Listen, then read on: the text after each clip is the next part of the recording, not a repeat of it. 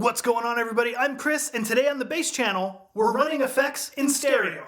And before we get started, just to get a couple things out of the way, please do me a huge favor and hit that subscribe button, and make sure you ring the notification bell. And if you like this shirt and want to get one for yourself, check them out down below. We got this design and a couple others. So with that out of the way, let it be known that I'm not really an expert in stereo rigs. I've never had one, I've never owned one, and never operated one. But the other day it dawned on me that I have a handful of stereo effects laying around, and I have 2 amps. You see, I just realized that I have 2 ears, so it's a waste to only listen to one thing.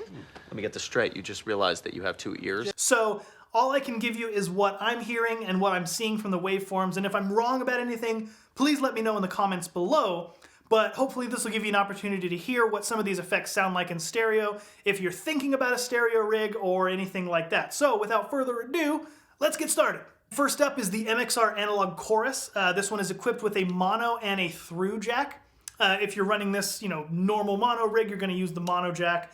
And to the best of my understanding, the way a chorus works is your regular dry signal is blended in with a slightly delayed modulated signal. So for lack of a better term, it kind of works like a vibrato, where it'll get a little sharp and a little flat and sort of wobble along with your regular signal. So let's hear how that sounds in mono. I'm sure it's a sound we're all familiar with, but let's hear it for a little bit of context.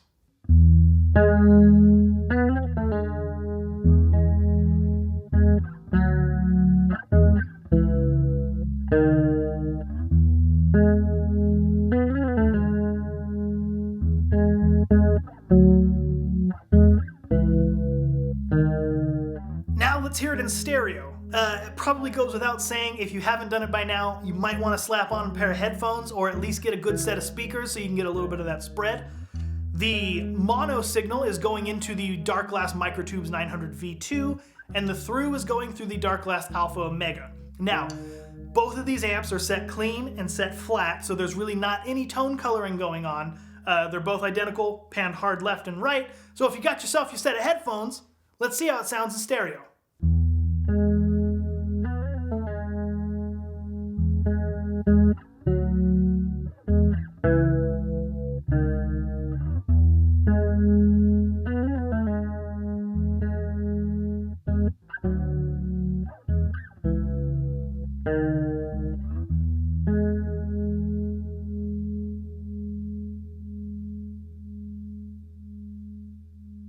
Now again, based off of my non-expert observation, it seems like the dry signal is going dry as it would, and the left signal is slightly delayed, and you can hear the wobble. So now you're getting that chorus effect in either ear. So you have one dry, one wet. I don't know which way I'm oriented, but your left ear is the wet signal, and your right ear is the dry signal. So let's try it again with a couple different settings. First, we're going to hear mono, and then we're going to switch it over to stereo.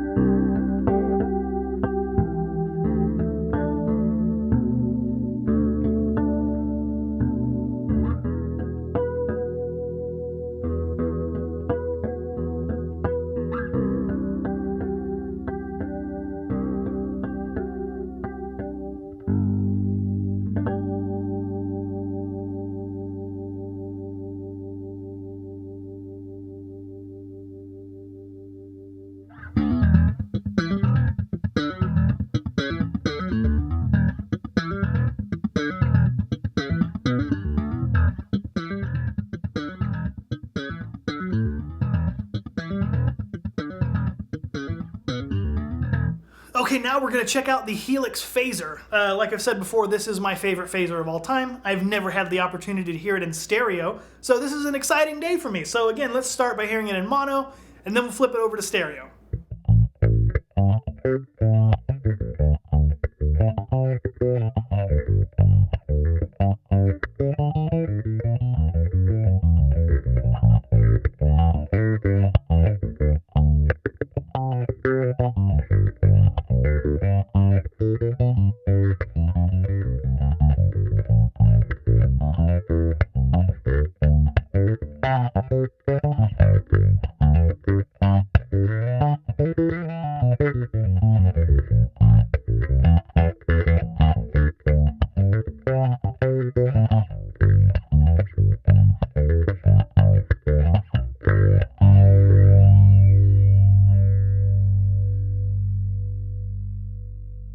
Now, unlike the Analog Chorus, this doesn't seem to have one dry and one wet.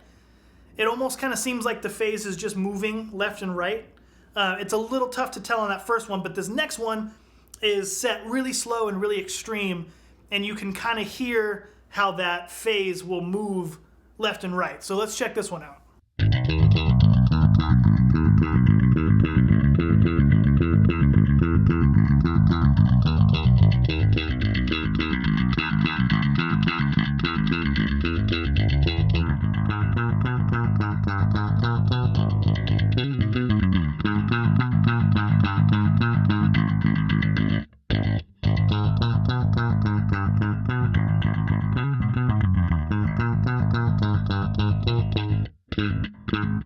In fact, let's do this. Let's check out the waveform so you can really see exactly what's happening on either channel.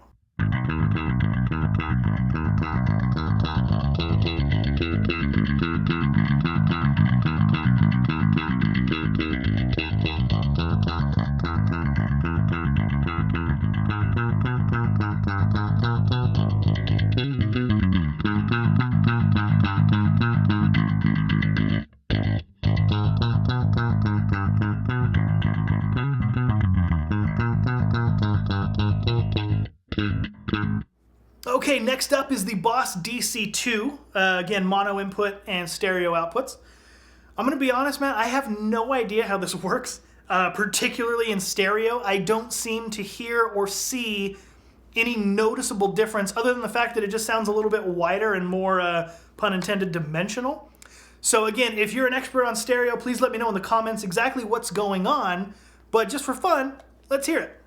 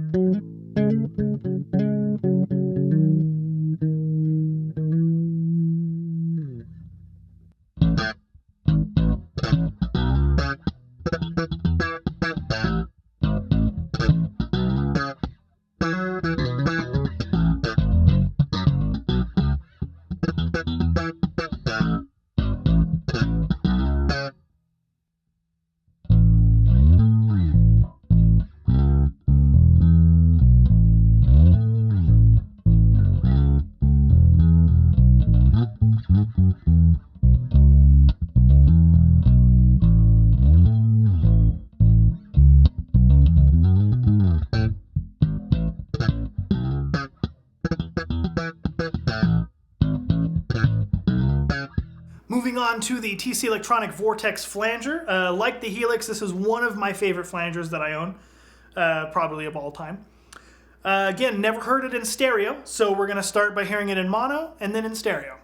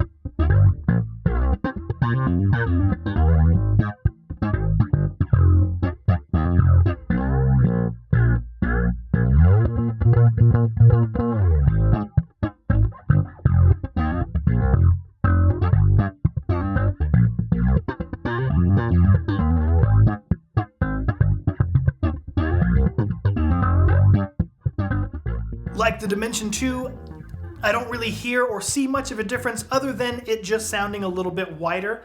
I don't know what's going on in here. If you do, again, please let me know. Maybe, hopefully, TC Electronic will chime in.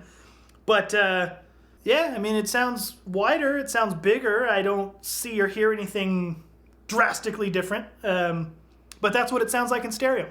And finally, my favorite reverb of all time. Hopefully you're seeing a pattern here. This is the Cathedral Stereo Reverb by Electro-Harmonix. Again, never ran it in stereo, so let's check it out.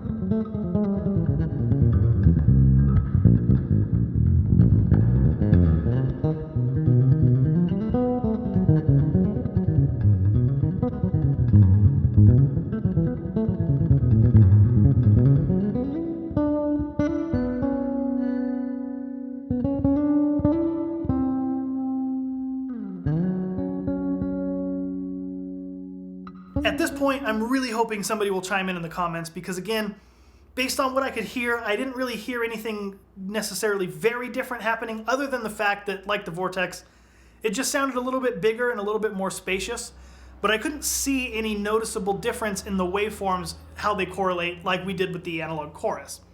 Now maybe, I will say that we've been running a mono or a single input with the stereo output, so maybe those pedals benefit from having a stereo in addition to the stereo out.